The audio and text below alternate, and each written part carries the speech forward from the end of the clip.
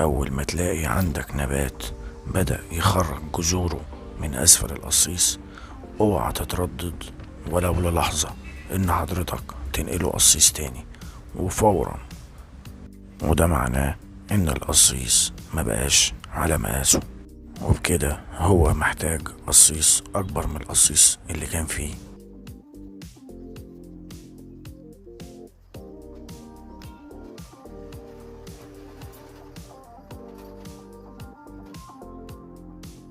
الموضوع سهل وبسيط جدا، بس أهم حاجة واحنا بنعمل العملية دي نتجنب أي تقلبات مناخية أو عوامل ممكن تبوظ الدنيا وتتلف النبات وتخلي الجذور أو النبات يموت منك. يعني ما ينفعش أعمل الحركة دي وفي هوا جامد أو الجو تلج أو الجو ساقع وانقل النبات من قصيص لقصيص في عز التلج. وما ينفعش درجة الحرارة تبقى عالية جدا أو الشمس تكون مباشرة على المكان اللي أنا هنقل منه وهعمل فيه العملية دي، وهنقل النبات من قصيص لقصيص. طبعا الحاجات دي كلها بتأثر على الجذور وعلى النبات نفسه. تجنبت كل الحاجات دي، إذن العملية نجحت معاك ونقل النبات من قصيص لقصيص تم وبدون أي مشاكل وبدون أي إصابات. وأنا عن نفسي بنقل النبات من قصيص لقصيص في أي وقت طول السنة مع مراعاة الحاجات اللي أنا ذكرتها في الأول.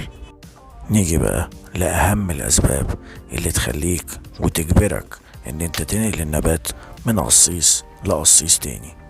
أول حاجة أنا لسه قايلها من شوية، إن الجذور تكون خارجة من أسفل القصيص، ودي أخطر حاجة أو أهم حاجة ممكن حضرتك وتجبرك إن أنت تنقل النبات من قصيص لقصيص وبسرعة. تاني حاجة، ساعات بتلاقي على سطح التربة جذور أو شعيرات، دي بتبقى الجذور اللي هي بتاعت النبات. طبعا بيبقى فيه أسفل القصيص وبرضه ساعات بيبقى المكان ضيق عليها، فبتضطر الجذور تلاقي أي منفذ فبتطلع لفوق. تالت حاجة ودي الأهم وناس كتير ما بتاخدش بالها من الحتة دي، بتفكر إن النبات بيشرب المياه بسرعة، لكن دي مشكلة إن القصيص بقى صغير على النبات. فجأة بعد ما حضرتك تروي النبات فجأة تلاقي التربة جفت بسرعة بشكل غير طبيعي، يعني في ثواني، مش في ثواني، يعني مش في التو ولا اللحظة، لا، يعني حضرتك ممكن تسقيها الصبح بالليل تلاقي التربة جافة. ده معناه ان القصيص محتاج يتنقل ومحتاج تربة اكبر وقصيص اكبر. رابع حاجة ان حضرتك تلاقي النبات بتاعك نموه بطيء جدا، وده بيكون ملحوظ بالنسبة لناس كتير بتلاقيها على السوشيال ميديا كاتبة وفي كل مكان وفي التعليقات ان النبات بتاعها نموه بطيء جدا.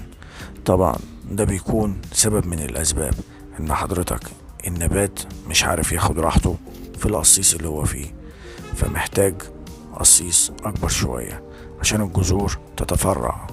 وعايز اقول لحضرتك حاجة، ان العلاقة ما بين الجذور وساق النبات او الاوراق من فوق اعلى النبات القمة، يعني علاقة طردية، يعني كل ما الجذور تكبر كل ما النبات من فوق يكبر، فاهمني؟ فعشان كده اما تلاقي النبات نموه بطيء جدا فمعنى كده ما بيتكبرش من فوق، فبالتالي الجذور مش عارفة تاخد راحتها وتكبر في اسفل القصيص. لو ظهر عند حضرتك سبب واحد من الاربع اسباب اللي انا لسه قايلهم لحضرتك، يبقى فورا ولازم تنقل النبات لقصيص تاني. ما تنساش لو عجبك الفيديو ادعمنا بلايك، وما تنساش تعمل سبسكرايب او تشترك في القناة عشان يجيلك كل الفيديوهات الجديدة اول باول باذن الله. وصندوق الوصف في كل الفيديوهات اللي هتفيدك في الزراعة المنزلية. ما تنساش، هستناك. وملحوظة مهمة جدا، بعد ما حضرتك تعمل العملية دي وتنقل النبات من قصيص لقصيص خلاص كله زي الفل، ما تنساش تسقي النبات وترويه رية مشبعة، يعني هتغرقه مية لحد ما المية تنزل من فتحات القصيص اللي موجودة في أسفل القصيص. وبعد كده هتسيب القصيص في مكان مظلل بعيدا عن أشعة الشمس المباشرة، دي أهم حاجة. يعني زي ما حضرتك أنا نقلت نبات الشيح ونبات الفل، والاتنين دول بيحبوا الشمس، طبعا سبتهم في مكان مظلل تماما لحد ما يتخلصوا من تأثير الصدمة، وبعد كده حطيتهم في الشمس تدريجيا لحد ما تعرضوا للشمس طبيعي، أشعة الشمس المباشرة، عشان الفل ونبات الشيح الاتنين بيحبوا أشعة الشمس المباشرة.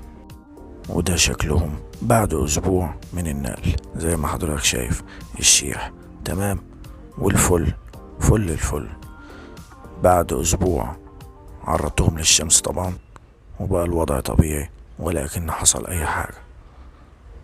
وكده أنا خلصت الفيديو. ياريت تسيب تعليق باسم النبات اللي تحب تشوفه الحلقة الجاية، هستناك. سلام.